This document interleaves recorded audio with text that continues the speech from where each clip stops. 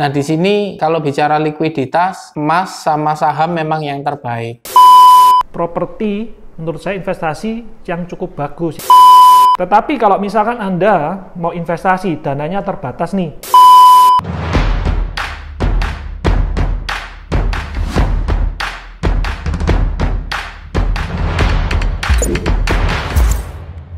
Welcome back to Brighton YouTube channel. Sebelum menonton, jangan lupa guys untuk subscribe dulu ya, karena subscribe itu gratis. Dan jangan lupa juga untuk kasih like dan kasih komen kamu di bawah ini ya, karena komen kamu membuat kami terus termotivasi untuk membuat konten-konten yang menarik. Selamat menonton. Welcome back to Brighton YouTube channel. Oke, sekarang YouTube channel kita hari ini kita langsung berbicara dengan pakar propertinya ya. Kita langsung berbicara dengan narasumber dari Pak Wijaya. Halo Pak Wijaya, apa kabar? Luar biasa, Mike. Halo juga Pak Iwan, apa kabar? Luar biasa. Semuanya luar biasa ya. Sehat selalu ya Pak ya. Amin. Oke. Nah, sekarang kita bicara mengenai why property. Kenapa sih harus properti? Padahal kalau di dunia ini ya, instrumen investasi itu ada banyak. Tapi tiga yang paling dicari oleh orang atau diminati oleh orang itu pertama adalah properti, kedua emas, dan yang ketiga adalah saham. Nah, sekarang saya akan ngajak teman-teman semuanya untuk menganalisa kira-kira seperti apa properti, emas, ataupun saham. Sekarang bagaimana ini? Silakan Pak Iwan, mungkin bisa diceritakan sedikit. Oke, jadi kalau bicara tentang investasi, emas, properti, atau saham gitu ya, saya bahasnya dari 3 poin aja. Pertama itu dari sisi permodalan. Kalau bicara modal, emas misalnya contoh, kalau bicara emas itu kalau kita mau investasi 1 kilo, menurut saya dananya juga harus disediakan 1 kilo. Nggak bisa kan kita mau investasi 1 kilo terus bayarnya cuma 1 on gitu ya. Misalnya contoh harga emas sekarang per gramnya 1 juta. Dalam hal ini logam mulia gitu ya. Jadi kalau misalnya 1 kilo kita harus menyiapkan dana 1 miliar. Nah, kedua saham. Saham juga sama. Kalau kita misalnya mau main saham 1 miliar gitu ya, maka dana yang harus kita sediakan juga sama, senilai 1 miliar. Nah, kalau properti, nah ini salah satu kelebihannya menurut saya kalau properti itu kita mau investasi properti 1 miliar, kita bisa dengan cara pakai cicilan atau kredit gitu ya, baik itu DP-nya atau misalnya angsurannya bisa dikredit. Nah, berapa DP yang kita harus siapkan di depan? Misalnya kita harus menyediakan DP itu kurang lebih sekitar 30% di kondisi seperti sekarang gitu ya.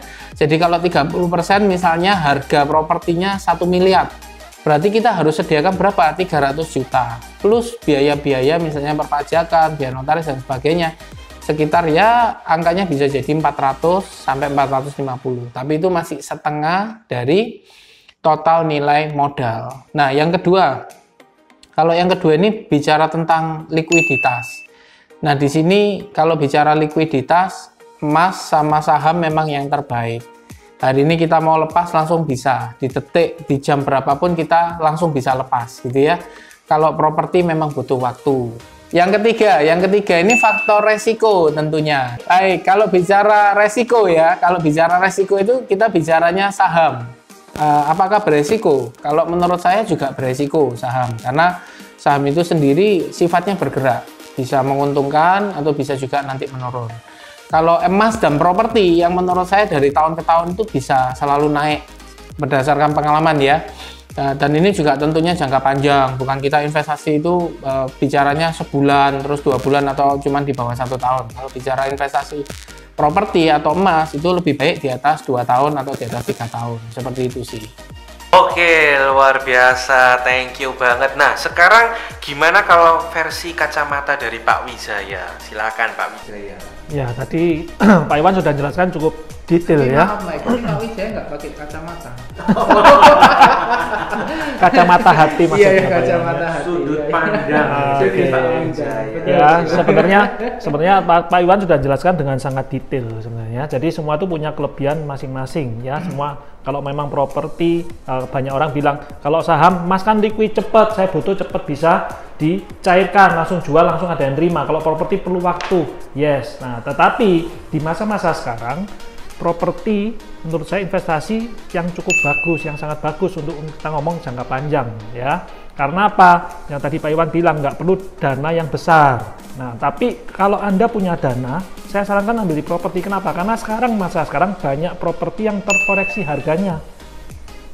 Jadi Anda bisa dapat harga dengan harga yang murah karena mungkin dengan kondisi begini banyak yang jual dengan di bawah market value gitu ya. Jadi nggak ada langsung dapat profitnya. Nah, tetapi kalau misalkan Anda mau investasi, dananya terbatas nih, bisa nggak saya invest properti? Bisa. Oke, kenapa? Di properti ada barang-barang developer di mana Anda tidak perlu bayar DP-nya sekaligus. DP-nya bisa diangsur. Dengan Anda punya uang 2 jutaan aja per bulan, Anda sudah bisa cicil properti loh, sudah bisa punya properti. Nah, ini satu momen, satu kesempatan ya untuk kita bisa memiliki investasi.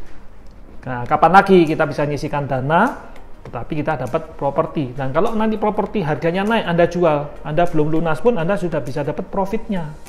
Menurut saya, itu investasi yang bagus. Begitu sih Pak Mike.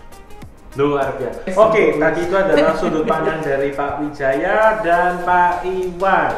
Oke, sekarang kita masuknya ke rapid question ya. Buat Pak Wijaya dan Pak Iwan, cepet-cepetan jawabnya. Bukan cepet-cepetan, maksudnya bersamaan ya, menjawabnya dengan cepat. Oke, nggak pakai lama.